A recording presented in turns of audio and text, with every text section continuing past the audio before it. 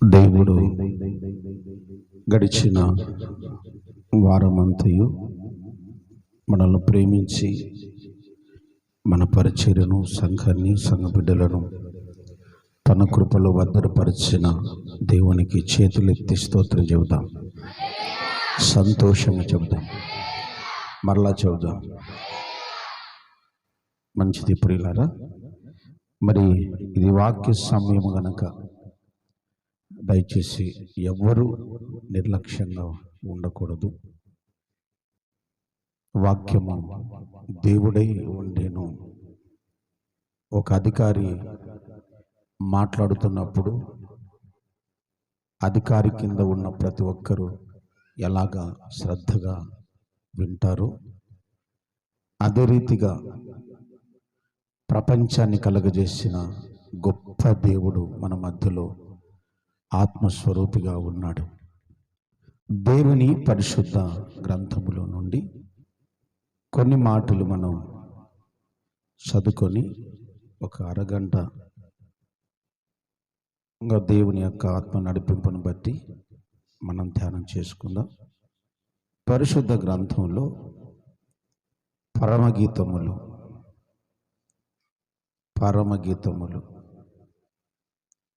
మీ Bible తెరిచి పరమగీతములు తీసారా? 2వ అధ్యాయం 15వ వచనాన్ని మనం చదువుకుందాం. మన ద్రాక్ష తోటలు పూత పట్టి ఉన్నవి, ద్రాక్ష తోటలను చెరుపు నక్కలను పట్టుకొనుడి, సహాయము చేసి గుంట నక్కలను పట్టుకొనుడి. విన్నారు కదా అందరూ వాక్యం? జాగ్రత్తగా ఈ లేఖన భాగాలను పరిశీలించండి. ద్రాక్ష తోటలో పూత పట్టిన ఒక తోట, అందులోకి కొన్ని నక్కలు వచ్చాయట. నక్కలు వచ్చి ద్రాక్ష తోటలోని ప్రతి చెట్టును, పూతను, కాయలను, పిందెలను పాడు చేస్తుంది. కొన్ని అందులో గుంట నక్కలు కూడా ఉన్నాయి అంటున్నాడు. వాటిని మీరు పట్టుకొనకపోతే ద్రాక్ష తోట పాడైపోతుంది అని దేవుడు హెచ్చరిస్తున్నాడు.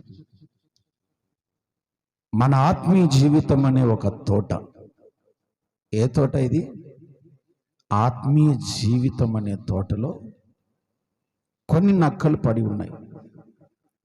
అందులో కొన్ని గుంట నక్కలు కూడా ఉన్నాయట. వాటిని మీరు పట్టుకొనకపోతే మీ ఆత్మీయ జీవితం ప్రమాదంలో పడే అవకాశం ఉంది. నీ ఆత్మీయ జీవితం దినదినానికి వృద్ధి పొందాలి.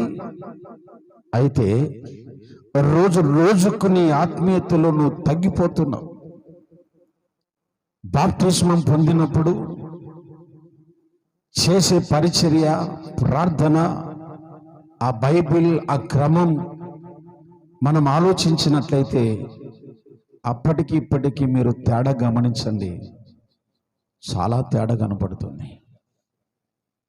మొదట ఉండిన భక్తి ఇప్పుడు ఉండదు. మొదట ఉండిన ఆసక్తి, మొదట ఉండిన ప్రేమ, మొదట ఉండిన పరిచర్య, మొదట ఉండిన ప్రార్థన రాను రాను తరిగిపోతుంటుంది. అంటే అర్థం ఏంటో చెప్పనా? కొన్ని గుంట నక్కలు నీ ఆత్మీయ జీవితానికి అడ్డుపడి దేవునిలో ఎదగకుండా, ఫలించకుండా, అభివృద్ధి కాకుండా నిన్ను ఆటంకపరుస్తున్నాయి. దేవుడు నిన్ను హెచ్చరిస్తుండగా సరిచేయబడదాం. దేవునికి మహిమ కలుగునుగాక. హల్లెలూయా. ఏమిటి ఆ గుంట నక్కలు? ఏమిటి ఆ నక్కలు అంటే కొన్ని మాటలు మీకు నేను జ్ఞాపకం చేస్తాను. నంబర్ 1 గర్వము. చెప్పండి. అసూయ. నాతో పాటు చెప్పాలి మీరు. అసూయ, అపవిత్రత, కోపము, తిండిపోతుతనము, సోమరితనము, ధనాపేక్ష. ఎన్ని గుంట నక్కలు ఉన్నాయి? కౌంటింగ్ చేశారా? చేయలేదా? మళ్ళీ చెప్తా అమ్మ. వెరీ గుడ్, స్తోత్రం చెప్పండి. గర్వము, కౌంటింగ్ చేయాలి. 1 అని చెప్పండి. గర్వము, అసూయ. 2 అని చెప్పాలి మీరు. అసూయ, మళ్ళీ మొదటి నుంచి. గర్వము, అసూయ, అపవిత్రత, కోపము, తిండిపోతుతనము, సోమరితనము, ధనాపేక్ష. ఎన్ని నక్కలు ఉన్నాయి? పంట ఉంటుందా పోతుందా? ఉంటుందా పోతుందా? పంట సర్వనాశనం అయిపోతుంది. నాశనం. నీ ఆత్మీయ జీవితము దినదినము పడిపోవటానికి, చెడిపోవటానికి, పాడైపోవటానికి కారణం 7 గుంట నక్కలు నీ పొలంలో ఉన్నాయి. నీ తోటలో 7 గుంట నక్కలు ఉన్నాయి. వీటిని నువ్వు జాగ్రత్తగా పట్టుకొనకపోతే, వీటిని నువ్వు పట్టుకొనకపోతే, వీటిని బంధించకపోతే, వీటిని ఆపకపోతే ఖచ్చితంగా నీ పంట సర్వనాశనమే. అన్నీ వివరించటానికి సమయం లేదు, కానీ ఒక్క మాట మాత్రం నేను వివరిస్తాను. మొదటి మాట మాత్రం వివరిస్తాను. మొదటిది ఏంటి? గర్వం. గర్వం యొక్క సూచనలు మనం ఒకసారి ఆలోచన చేద్దాం. గర్వం ఉన్న వాళ్ళు ఎలా ఉంటారో నేను చెప్తాను. అవి నాలో ఉన్నాయో లేవో మీరు ఆలోచన చేసుకోవాలా. నా మీద కాదు మీరు చూపించాల్సింది. మీకై మీరు ఆలోచన చేసుకోవాలి. ఏంటి? నాలో ఉన్నాయా లేదా? ఇవి లేకపోతే నేను సేఫ్గా ఉన్నట్టే అని అర్థం. చెప్పండి ఒకసారి. స్తోత్రం. మరలా చెప్పండి. తనను తాను హెచ్చించుకోవటం గర్వం యొక్క మొదటి లక్షణం. తనను తాను హెచ్చించుకోవటం. రెండవది గొప్పలు చెప్పుకోవటం. తనది కాదు కానీ గొప్పలు చెప్పుకుంటారు. అది మాదే అంటారు. వాళ్ళది కాని దానిని కూడా వాళ్ళదే అని ప్రకటించుకుంటారు. గొప్పలు చెప్పుకోవటం. మూడవది దురుసుగా మాట్లాడడం, దురుసుగా ప్రవర్తించటం. అర్థమవుతున్నాయా? దురుసుగా ప్రవర్తించటం, దురుసుగా మాట్లాడడం అంటే అవతల వాళ్ళు మాట్లాడుతుంటే కొందరు దురుసుగా ప్రవర్తిస్తుంటారు. అవతల వాళ్ళు నెమ్మదిగా మాట్లాడారనుకోండి, వీళ్ళు కొంచెం దూకుడుగా మాట్లాడుతూ ఉంటారు. గర్వం యొక్క లక్షణాలు. నాలుగవది పెద్దలు ఎవరైనా ఏదైనా చెబుతున్నప్పుడు వాటిని వినకపోవడం, పాటించకపోవడం. ఒక దైవజనుడు నీకేదైనా మాట్లాడుతున్నాడు, ఒక దైవజనుడు నీకేదైనా చెబుతున్నాడు, నాకు తెలుసులే, మాకు తెలుసు, మీరేం చెప్పనక్కర్లేదు అని కొంతమంది మాట్లాడుకుంటారు. అందరి గురించి నేను చెప్పట్లేదు. ఐదవది ఇతరులను విమర్శించటం. విమర్శ. ఒక వ్యక్తిలో ఉన్న తప్పును, పాపాన్ని, పొరపాటును, దేశమును, దోషమును, కోపమును ఎత్తి చూపించటము గర్వం యొక్క లక్షణం. ఉన్నాయా లేవా మీలో? కొన్ని ఏదో కొన్ని ఉన్నట్టు కనపడుతున్నాయి నాకేమో. ఆరవది వచ్చేసి కృతజ్ఞత లేకపోవటం. నంబర్ 1 చెప్పండి. హెచ్చించుకోవటము, గొప్పలు చెప్పుకోవటము, దురుసుగా ప్రవర్తించటము. నాలుగవది పెద్దల మాట లెక్క చేయకపోవటము. ఐదవది ఇతరులను విమర్శించటం. ఆరవది కృతజ్ఞత లేకపోవటం. ఈ 6 లక్షణాలు నీలో కనబడుతుంటే నువ్వు ప్రమాదంలో ఉన్నావు. నీ ఆత్మీయ జీవితము నాశనం అవుతుంది. నువ్వు పడిపోతున్నావు. సాతాను నీ చుట్టూ గట్టు కట్టేశాడు. సర్వనాశనం చేయటానికి వాడు ప్లాన్ చేశాడు. వీటిలో ఏదైనా నువ్వు పొరపాటున ఈ ఆరిట్లో ఒక్కటి కలిగి ఉన్నా నువ్వు ప్రమాదంలో ఉన్నట్టే. ఇప్పుడు ఉదాహరణ చెప్తున్నా, ఏదేను తోటలో ఆదాము అవ్వలు ఉన్నారు. వారిలో ఒక్క బలహీనత చెప్పండి, వారు చెడిపోవటానికి కారణమైన ఒక్క బలహీనత చెప్పండి. ఎస్, దేవుడు చెప్పిన దానిని వినలేదు. ఒక ఆత్మీయుడిగా, ఒక అన్నగా, లేక సహోదరుడిగా, ఒక ఆత్మీయ సహోదరుడిగా నేను మీతో చెప్తున్నప్పుడు మీరు పట్టించుకోకపోవడం, వినకపోవడం ఏ లక్షణం? గర్వం యొక్క లక్షణం. దేవుడు కూడా ఆదాము అవ్వలకు చెప్పాడు, అయ్యా ఈ తోటల పండ్లన్నీ మీరు తినొచ్చు, ఒకవేళ నేను చెప్పినట్టు వినకపోతే ఆ పండు మీరు తింటే నిశ్చయముగా చచ్చదవు అన్నాడు దేవుడు. అంటే నాశనం అయిపోతావు అని అర్థం. ఈరోజు దేవుడి మాటలు వింటున్న నీలో గర్వము అన్న ఒక నక్క నీలో పనిచేసింది అనుకోండి, ఎంత ప్రమాదమో, ఎంత భయంకరమైన పరిస్థితి మన ఆత్మీయ జీవితానికి కలుగుతుందో మీరు ఆలోచించండి. గర్వం యొక్క లక్షణాలను ఒక్కొక్కటిగా మనం ఆలోచిస్తే చాలా కష్టంలో ఉన్నాం మనం. గర్విష్టి యొక్క ఉద్దేశాలు ఎలా ఉంటాయంటే, వారి యొక్క ఆడంబర జీవితం నంబర్ 1 ఎలా ఉంటారంటే ధన గర్వం. డబ్బు ఉందన్న ఒక గర్వంతో బ్రతుకుతారు. అవునా? డబ్బు ఉంటే ఒక కొంచెం గర్వం ఉంటుంది. వారు చేసే మెయింటెనెన్స్ కానీ, మాటలు కానీ, వారి నడక కానీ, వారి ఆలోచనలు కానీ, వారి ప్రవర్తన కానీ, ఒక దైవజన్ దగ్గర ఉన్నప్పుడు, లేకపోతే మందిరంలో ఉన్నప్పుడు, బైబిల్ చదివేటప్పుడు తెలియని గర్వం ఉంటుంది.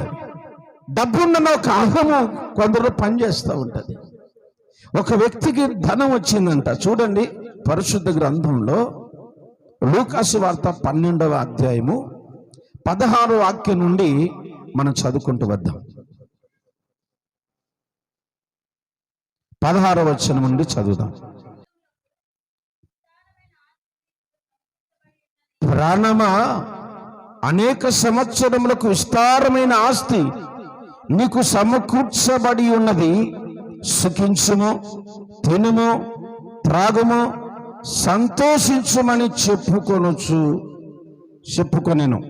అయితే దేవుడు, వెర్రివాడా, ఈ రాత్రి నీ ప్రాణమును అడుగుచున్నాను, నీవు సిద్ధపరిచినవి ఎవని వగునో అతనితో చెప్పెను. ఎవని వగునోనని అతనితో చెప్పెను. దేవుని ఎడల ధనవంతుడు కాక తన కొరికే సమకూర్చుకున్నవాడు అలాగుననే ఉండునని చెప్పాను. వాక్యం చెప్తుంది, బైబిల్లో చాలా స్పష్టంగా రాయబడింది. ఒక ధనవంతుడట ఏమీ లేనప్పుడు బాగానే ఉంటారండి, ఏమీ లేనప్పుడు బాగానే ఉంటారు. కొన్ని మార్కులు ఎక్కువైతేనే, అన్ని సబ్జెక్టులు పాస్ అవుతాను, ఒక చిన్న ఉద్యోగం వస్తేనో, ఒక ఇల్లు కట్టుకుంటేనో, ఒక కారు కొనుక్కుంటేనో, లేకపోతే ఒక పొలం కొనుక్కుంటేనో, ఎక్కడ లేని గర్వము తలకెక్కిపోతూ ఉంటుంది. దేవుని లెక్క చెయ్యరు, సంఘాన్ని లెక్క చెయ్యరు, దేవుని వాక్యాన్ని లెక్క చెయ్యరు, సేవకుని లెక్క చెయ్యరు. కారణం డబ్బు వచ్చింది. ఇప్పుడు కలిసి వచ్చింది కదండి. కలిసి రాగానే కంటికి ఎవరు కనపడరు. దాని నష్టం ఎవరు భరిస్తున్నారంటే, ఎవడైతే గర్వపడతాడో వాడే భరిస్తాడు. బైబిల్లో ఒక మాట చూడండి, లేఖనం చెబుతుంది. సామెతల పుస్తకం గమనించాలి మీరందరూ కూడా. సామెతల పుస్తకం 13వ అధ్యాయము 10వ వచనాన్ని చదువుదాం. 10వ వచనం, గర్వం వలన జగడము పుట్టును. సామెతల గ్రంథం 15:25. సామెతల గ్రంథం 15:25. గర్విష్ఠుని ఇల్లు యెహోవా. ఇంకా చూసుకో నీ కథ. ఎవరు ఏమనరు. గర్విష్ఠుని ఎవరు ఏమనాల్సిన అక్కర్లేదు. వాడి పాపం పండినప్పుడు వాడి గర్వము వాణిని నాశనం చేస్తుంది. గర్విష్ఠి వాని ఇల్లు దేవుడు పెరికేస్తానంటున్నాడు. అంటే గర్విష్ఠి బ్రతకడు అని అర్థం. గర్విష్ఠుడు ఉండలేడు. ఇక నేను మీతో మాట్లాడుతున్నా, దయచేసి మీలో గర్వం పనిచేస్తూ ఉంటే మీరు గర్వాన్ని విడిచిపెట్టాలి. ఎందుకనగా గర్వానికి తండ్రి, గర్వానికి అధిపతి, గర్వానికి జనకుడు అపవాది. అపవాది అయిన వాడు నీలో కొన్ని గుంట నక్కలు వదిలేశాడు. ఆ గుంట నక్కలు నిన్ను సర్వనాశనం చేస్తూ ఉన్నాయి. నేను అన్నిటిని గురించి చెప్పలేదు, కానీ గర్వం అనే ఒక గుంట నక్క నీ జీవితాన్ని సర్వనాశనం చేస్తుంది. బైబిల్లో ఇందాక మనం చదువుకున్నాం, ఆ ధనవంతుడు కావలసినన్ని సంపాదించుకున్నాడు. చాలా మంచిది. కలిసి వచ్చిన తర్వాత కృతజ్ఞత చెప్పాలి కదండి. కలిసి వచ్చిన తర్వాత దేవునికి లోబడాలి కదండి. కలిసి వచ్చిన తర్వాత అందరితో సమాధానంగా ఉండాలి కదండి. ఈరోజు ఒకవేళ నీకు అనుకోకుండా ఒక వజ్రమో ఒక బంగారు ఉండినో దొరికింది అనుకోండి, పాస్టర్ని లెక్క చేస్తావా? రమ్మను పో, పాస్టర్ రమ్మని ఇటు మాట్లాడాలి. ఎవరు రావాలి ఇప్పుడు? ఎవరు రావాలండి? ఆరోగ్యం బాగాలేకపోతే పాస్టర్ గారి దగ్గరికి ఎత్తుకొని వస్తారు, చర్చిలోకి ఎత్తుకొని వస్తారు. కలిసి వచ్చింది అనుకోండి, పాస్టర్ గారి దగ్గరికి వెళ్ళాలి. నా ప్రియమైన దేవుని సంఘమా, నీకు కలిసి వచ్చినా కలిసి రాకపోయినా, డబ్బు ఉన్నా డబ్బు లేకపోయినా, దేవుని సన్నిధిలో ఎప్పుడైతే వినయం కలిగి ఉంటావో అప్పుడు దేవుడు నిన్ను ఆశీర్వదిస్తాడు. నీ పంట సమృద్ధిగా పండుతుంది. దేవునికి స్తోత్రం కలుగునగాక. సామెతల గ్రంథంలో మరొక మాట కూడా మీరు చదవాలి. 29వ అధ్యాయము 23వ వచనం. 29, 23. ఎవని గర్వము వాణిని ఏం చేస్తుందంట? ఏం చేయలేదు, వాణ్ణి తగ్గించిపోతుంది. నీ గర్వం నేను నాశనం చేస్తుంది. నీళ్ళు పతనమైపోతుంది, నీ పిల్లలు నాశనం అయిపోతున్నారు, నీ ఆస్తి తరిగిపోతుంది, నీకున్న సమస్తము కూడా నాశనం అయిపోతున్నా కూడా కొంతమంది గుర్తించారు. ఎందుకు నేను నష్టపోతున్నాను, నా పిల్లల పరిస్థితి ఎందుకు ఇలా అయ్యింది, నా భర్త పరిస్థితి ఎందుకు ఇలా అయిపోయింది, నా ఇంటి పరిస్థితి ఎందుకు ఇలా అవుతుంది, నేను బాగా ఉండేవాడిని, బాగా కలిగిన దాన్ని, మరి రోజు రోజుకు నా పరిస్థితి ఇలా అయిపోతుంది ఎందుకని నువ్వు ఒక్క నిమిషము మోకాలుండి ఆలోచిస్తే నీకు క్లియర్ అయిపోతుంది. ఏముందని నీలో? గర్వం ఉందని. గర్వం ఉన్నప్పుడంట, ఇలాంటి బైబిల్ చెప్పిన మాట, గర్వం ఉన్నప్పుడు కళ్ళు నెత్తికి ఎక్కుతాయంట. ఎక్కడికి చెప్పండి గట్టిగా? ఎంతమందికి నెత్తునున్నాయి? ఎంతమందికి నెత్తునున్నాయి? చెప్పరులే. మేమేం గర్విష్ఠులమే కాదు, అసలు గర్విష్ఠులమే కాదు. ఒకరిని విమర్శిస్తున్నావంటే నువ్వు గర్విష్ఠువే. దేవుడు చేసిన మేలుకు కృతజ్ఞత చెప్పలేదు అంటే నువ్వు గర్విష్ఠుడివే. అర్థమైందా? మీరు వాక్యంలో సాక్ష్యాలు చెప్పరు, సంఘంలో సాక్ష్యాలు చెప్తారు. మీరు చెప్పలేదంటే అర్థం ఏంటి? గర్వం ఉందనే కదండి. దేవుడు చేసిన మేలులకు కృతజ్ఞత చెల్లించకపోవడమే.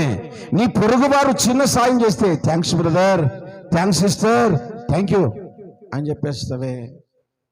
నీ ప్రాణాన్ని కాపాడిన దేవుని కృతజ్ఞత చెప్పవా? సాక్ష్యం చెప్పంటే నాకు సిగ్గన్నా, నాకు భయం అన్నా, భయం కదా. కొట్లాడేటప్పుడు భయాలు ఉండవు, తిట్టేటప్పుడు భయాలు ఉండవు, గొనిగేటప్పుడు భయాలు ఉండవు. సీరియల్ దగ్గర కూర్చున్నప్పుడు, టీవీల దగ్గర కూర్చున్నప్పుడు భయం ఉండదు. వాక్యం దగ్గరకు వస్తేనే భయం. పాపం వణికిపోతా ఉంటారు అందులో. ఈరోజు మీకు అందరికీ గుర్తు చేస్తున్నా, గర్వం వలన నష్టపోయేది సంఘంలో ఎవ్వరు కాదు. సేవకుడు నష్టపోడు, దేవుడు నష్టపోడు. నష్టపోయేది ఎవరు? ఎవరైతే గర్వంతో ఉంటారో వాళ్ళందరూ కూడా నష్టపోతారు. ఒక వ్యక్తి భక్తి ఉందన్న గర్వంతో ఉన్నాడు. ఏంటి చెప్పండి? ఏముందని? డబ్బు ఉందని కాదు నేను చెప్పేది, భక్తి ఉందని. నేను మంచి ప్రార్థనా పరుణ్ణి, దశమ భాగాలు క్రమం తప్పకుండా ఇస్తాను, నేను నీలాగా దొంగను కాదు, వ్యభిచారిని కాదు, మోసగాన్ని కాదు. వారమునకు 2 రోజులు ఉపవాస ప్రార్థన చేస్తా. నేను నీ కొద్దీ నువ్వు భక్తి చేసుకోరా నాయన. ఎవరొద్దన్నారు? అతను ప్రార్థన చేస్తూ చెప్పాడు. లూకాసు వార్త 18వ అధ్యాయంలో మనకందరికీ తెలిసిన ఈ యొక్క సందర్భాన్ని మీకు గుర్తు చేస్తున్నా. అతడు ప్రార్థన చేస్తూ చేస్తూ ఈ సుంకరి వలనైనను ఉండనందుకు అన్నాడు. నీ భక్తి ఏదో నువ్వే చేసుకో, నీ భక్తి నువ్వు చేసుకో. నువ్వు బాగా పాటలు పాడగలవా? దేవునికి స్తోత్రం. బైబిల్ చక్కగా చదవగలవా? దేవునికి స్తోత్రం. చక్కని ఆరాధన చేయగలవా? దేవునికి స్తోత్రం. చక్కని పరిచర్య చేయగలవా? దేవునికి స్తోత్రం. దశమ భాగాలు క్రమం తప్పకుండా ఇస్తున్నావా? దేవునికి స్తోత్రం. అంతటితో నీ భక్తి ఆగిపోతే పర్వాలేదు. ఒకరితో ఎప్పుడైతే నువ్వు పోల్చుకున్నావో భక్తి ఉందన్న గర్వముతో నీతిమత్వం అనే తత్వాన్ని పోగొట్టుకుంటావు. జాగ్రత్త. అందుకే దేవుడు నిన్ను హెచ్చరిస్తున్నాడు. ఈరోజు నువ్వు కలిగి ఉన్న భక్తి ఏదో ఇతరులకు ఆటంకంగా ఉండకూడదు, ఇతరుని ఇబ్బంది పెట్టకూడదు, ఇతరుని బాధ పెట్టకూడదు. అప్పుడే నీ భక్తి నిజమైన భక్తిగా ఉంటుంది. ప్రభుకి స్తోత్రం కలుగును గాక. చెప్దామండి. Praise the lord. కొందరికి బలం అంటే బలం ఉందని, బలగం ఉందని గర్వపడుతుంటారు. ఏముందని? బలముందని, బలగము ఉందని గర్వపడుతుంటాడు. వారిలో మొదటివాడు ఫిలిష్తీయుడైన గాతువాడైన గోలియాతు. గోలియాతుకి ఏముంది? బలముంది. తన వెనక పెద్ద సైన్యమే ఉంది. అతని అరుపుకు ఇశ్రాయేలు ప్రజలు పారిపోతున్నారు. బలగం ఉందన్న అహంతో విర్రవీగుతూ ఉన్న గోలియాతు, 6 ముళ్ళ జానుడు ఎత్తుగలిగిన గోలియాతు కుప్ప కూలిపోయాడు. తన గర్వమే అతని నాశనం చేసింది. దేవునికి స్తోత్రం చెప్పండి. మరలా చెప్పండి. Praise the Lord. ఒక్క మాట చదివి నేను ప్రార్థన చేస్తాను. దేవుని పరిశుద్ధ గ్రంథంలో ఒక అద్భుతమైన మాట మీతో నేను చదివించాలి.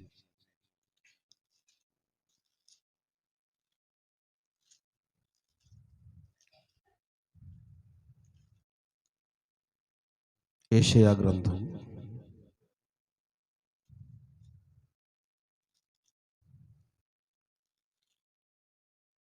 47వ అధ్యాయము. యెషయా గ్రంథం 47 7వ వచనము నుండి 7వ వచనము నుండి మీరొద్దులేండి, నేనే చదువుతా. ఓపెన్ చేయండి బైబిల్, అందరూ ఓపెన్ చేయండి.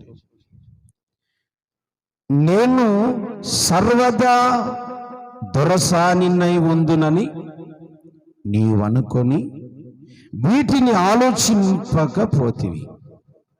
బాగా వినాలి, మనసు పెట్టాలి మీరు. నేను సర్వదా దొరసానినై ఉందునని నీవు మనసులో అనుకొని కొన్ని ఆలోచన చేయలేదు అంటున్నాడు దేవుడు. వాటి ఫలమేమవునో ఒకసారి మనసుకు తెచ్చుకొనకపోతివి. కాబట్టి సుఖాసక్తురాలవై నిర్భయముగా నివసించుచు నేను ఉన్నాను, నేను తప్ప మరి ఎవరును లేరు అంటే నా అంత అందము లేదని, నాకున్న బలము లేదని, బలగము లేదని, డబ్బు లేదని కొందరు అనుకుంటుంటారు. మనం అక్కడ ఆలోచించాలి. నేను తప్ప మరెవ్వరూ లేరు. నేను విధవరాలనై కూర్చుండను, పుత్రశోకము నేను చూడనని అనుకొనుచున్నదానా, నా మాట వినుము. ఒక్క దినములోగా, ఒక్క నిమిషముననే పుత్రశోకమును వైవిధ్యమును ఈ రెండును నీకు సంభవించును. నీవు అధికముగా సకనము చూచినను అత్యధికమైన కర్ణ పిశాచ తంత్రములను నీవు ఆధారముగా చేసుకొనినను ఆ అపాయములు మీ మీదకి సంపూర్తిగా వచ్చును. గమనించారా? దేవుడి మాటలు అర్థమయ్యాయా? నేను తప్ప పాటలు పాడేవాళ్ళు నేను తప్ప, డబ్బున్న వాళ్ళు నేను తప్ప ఎవరు లేరు, పరిచయం చేసే వాళ్ళు నేను తప్ప ఎవరు లేరు, దశభాగం ఇచ్చే వాళ్ళు నేను తప్ప ఎవరు లేరు అనుకొనిచున్నదానా. వీటి గురించి ఒక్కసారి మనసు పెట్టు. దేని గురించి?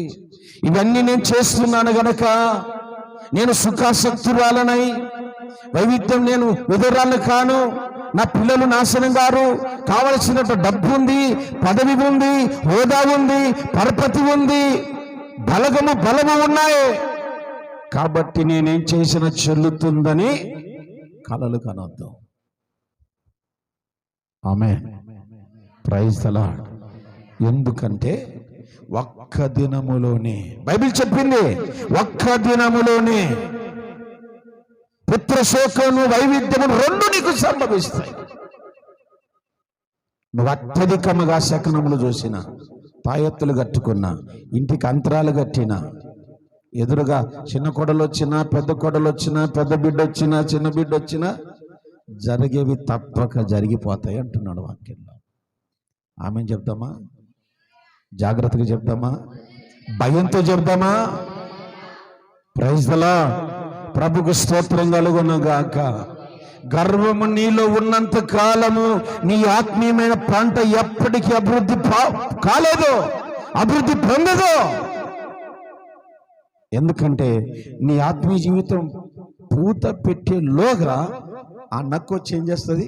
పూతను పాడు చేసిపోతుంది. అందుకే ఆ నక్కను జాగ్రత్తగా పట్టుకోండి, ఆ గుంట నక్కను జాగ్రత్తగా సహాయం చేసి పట్టుకోండి. మీలో ఒకవేళ గర్వం ఉంటే, గర్వానికి జనకుడు ఎవరని చెప్పాను? అపవాది. ఎక్కడ పుట్టిందో తెలుసా ఈ గర్వం? పరలోకంలో పుట్టింది. ఎక్కడ? పరలోకంలో. దేవుని కంటే పైన సింహాసనం వేసుకుందును అని మనసులో తలంచాడంట సాతాను. దేవుని కంటే పైన ఒక సింహాసనం వేసుకుందును అని తలంచాడు, చేయలేదు. ఇంకా తలంపుకే పాతాళానికి పడిపోయాడంటే ఆలోచించండి. మనం గర్వంగా ప్రవర్తిస్తే బ్రతుకుతామా? దేవుడు అన్నాడు, పెరికేస్తాను ఇల్లు అన్నాడు.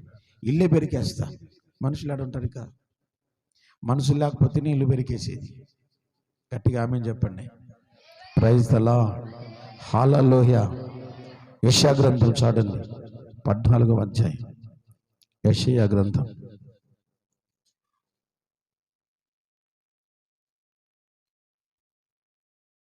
12వ వచనం నుండి, తేజో నక్షత్రమా, వేకో చుక్క, నీవెట్లు ఆకాశము నుండి పడితివి, జనములను పడుగొట్టిన నీవు నేల మట్టు వరకు ఎట్లు నరకబడితివి. నేను ఆకాశమునకు ఎక్కిపోయేదను, దేవుని నక్షత్రములకు పైగా నా సింహాసమును హెచ్చింతును. ఉత్తర దిక్కునున్న సభా పర్వతం మీద కూర్చుందును, మేఘమండలం మీదకి ఎక్కదును. మహోన్నతునితో నన్ను సమానునిగా చేసుకొందును అని నీవు మనసులు అనుకుంటివి గదా. అయితే ఎక్కడ పడిపోయావు? నీవు పాతాళములోనికి, నరకములో ఒక మూలకు త్రోయబడితివి. నిన్ను చూసిన వాళ్ళందరూ అయ్యయ్యో పాపం, మంచి స్థాయిలో ఉన్నారమ్మా, వీళ్ళు మంచి ఉన్నతమైన స్థితిలో ఉండేవాళ్ళమ్మా, మంచి ఘనమైన స్థాయిలో ఉండేవాళ్ళమ్మా. పాపం వాళ్ళ జీవితం సర్వనాశనం అయిపోయింది. కారణం ఏంటో తెలుసా? ఒక గుంట నక్క కుటుంబంలో వారిని పాడు చేసి పెట్టింది. ఆ గుంట నక్క నీలో ఉంటే నువ్వెంత సంపాదించినా దిబ్బలు వేసినట్టే. నీకెంత బలగమున్నా నష్టమే. బైబిల్ చెప్తుంది, ఆపద్దినమున నీ ధనము అక్కరకు రాదు.